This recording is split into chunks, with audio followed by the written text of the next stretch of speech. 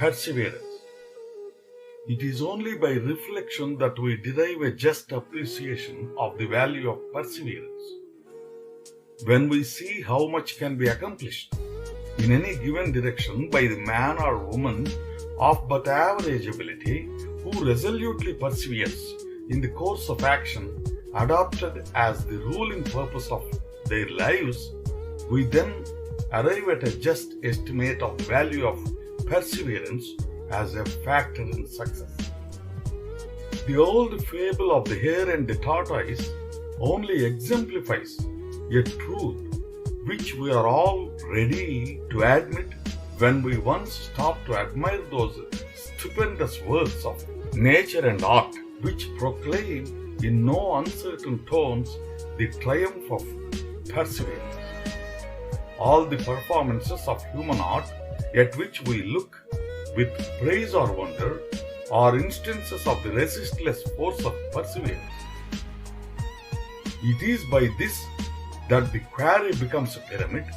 It is by this the Colosseum of Rome was built, and it was that enclosed in adamant the Chinese Empire. One man's individual exertion seems to go for nothing. If a person were to compare the result of one man's work with the general design and last result, he would be overwhelmed by the sense of their disproportion. Yet these petty operations, incessantly continued, in time surmount the greatest difficulties. Mountains are elevated and oceans bounded by the slender force of human beings. How many men who have won well-nigh imperishable renown in the world of literature, science, or art owe all their greatness to persevering efforts? How many of those whom the world calls geniuses can exclaim with Newton that they owe all their greatness to persevering efforts, and whatever they may have been able to accomplish more than ordinary has been solely by virtue of perseverance? They were the sons of unremitting industry and toil. They were once as weak and helpless as any of us, once as destitute of wisdom and power as an infant. Once the very alphabet of that language which they have wielded with such magic effect was unknown to them. They toil long to learn it, to get its sounds, understand its deeper fancies, and longer still to obtain the secret of its highest charm and mightiest power. And yet, even longer for those living glorious thoughts which they bade it bear to an astonished and admiring world. Their characters, which are now given to the world and will be to millions yet unborn as patterns of greatness and goodness, were made by that untiring perseverance which marked their whole lives. From childhood to age, they knew no such word as fail. Defeat only gave them power. Difficulty only taught them the necessity of redoubled exertions. Dangers gave them courage, and the sight of great labors inspired in them corresponding exertions. Their success has been wrought out by persevering industry. It has been said by shrewd observers that successful men owe more to their perseverance than to their natural powers, their friends, or the favorable circumstances around them. Genius will falter by the side of labor. Great powers will give place to great industry. Talents are desirable, but perseverance is more so.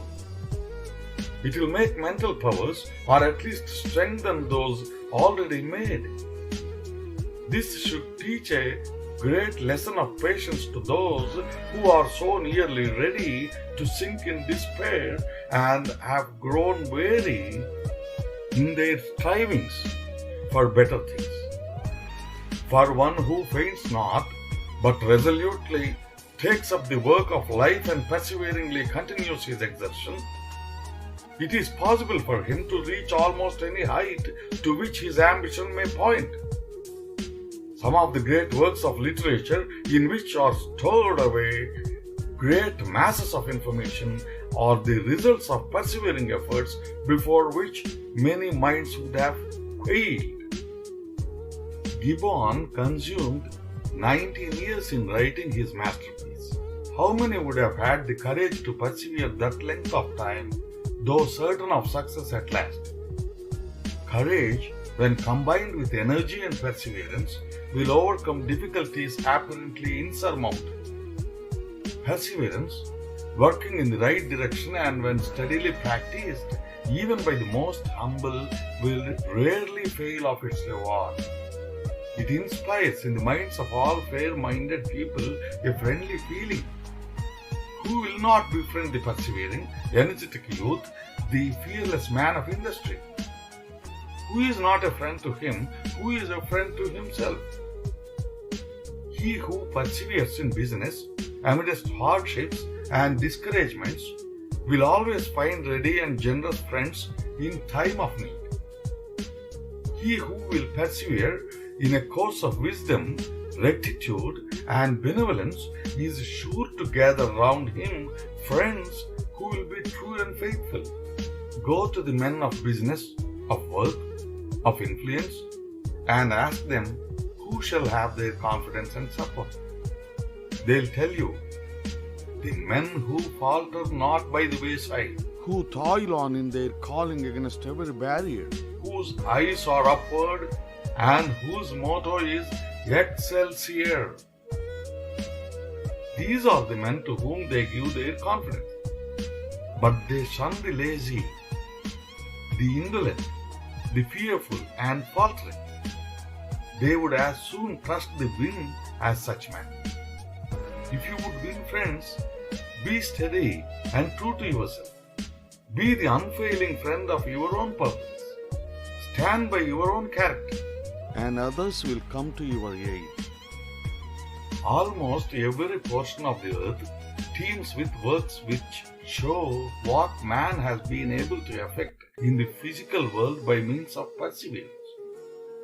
Calculate, if you can, the efforts required to build the pyramids of Egypt. Can you conceive of a more enduring monument to the triumph of perseverance than that? Look at nature. She has 1,000 voices teaching lessons of perseverance.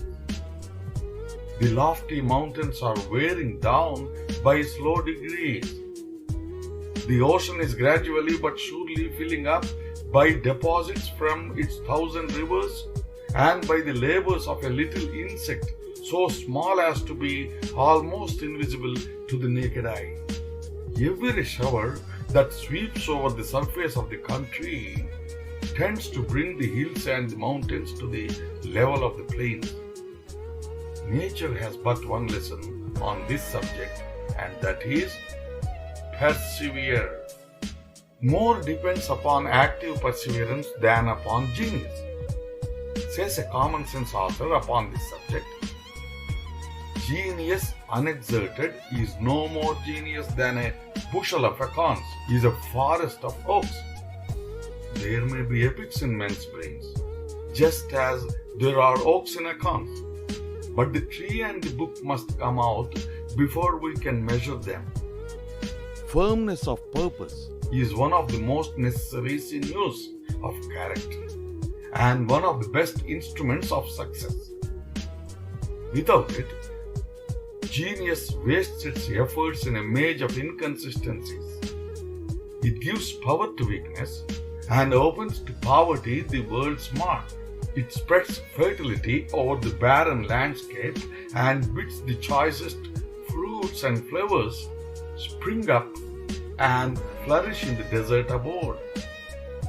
There is perhaps nothing more conducive to success in any important and difficult undertaking than a firm, steady, unremitting spirit.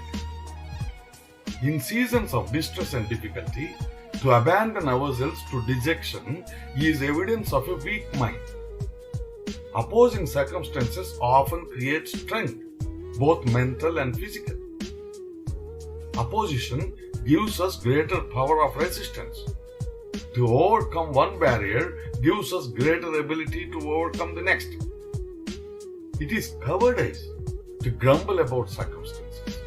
Instead of sinking under trouble, it becomes us in the evil day with perseverance to maintain our part, to bear up against the storm, to have recourse to those advantages which, in the worst of times, are always left to integrity and virtue, and never to give up the hope that better days may come.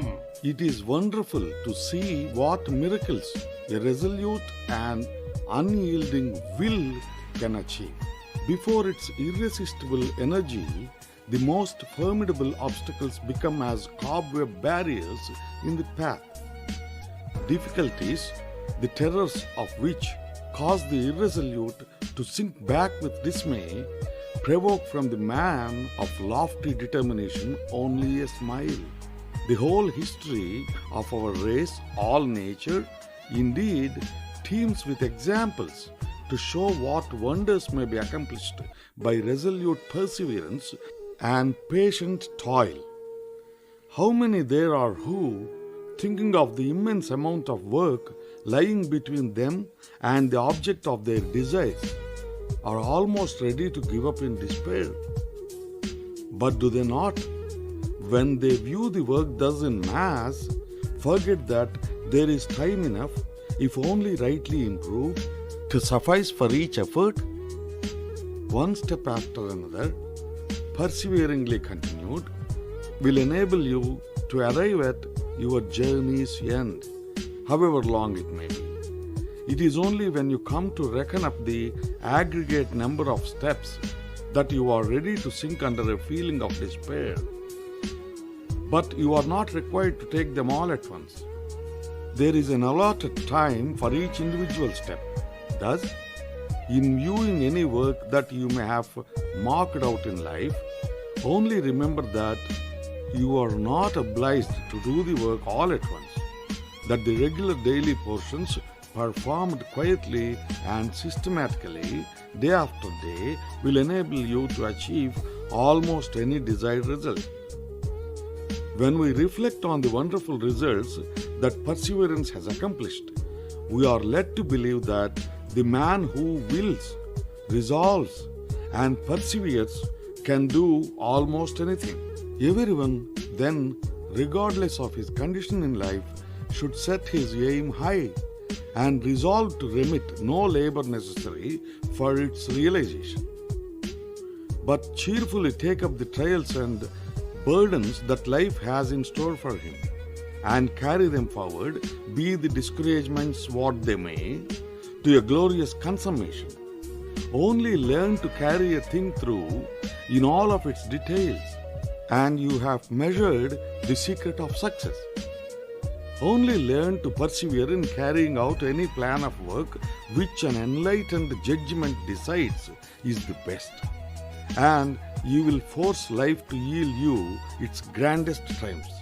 There is almost no limit to what you can achieve if you thus govern your actions and make all your exertions contribute to the fulfilling of some great purpose of life, which you took up with a brave heart and with a determination to persevere therein until success crowns your efforts.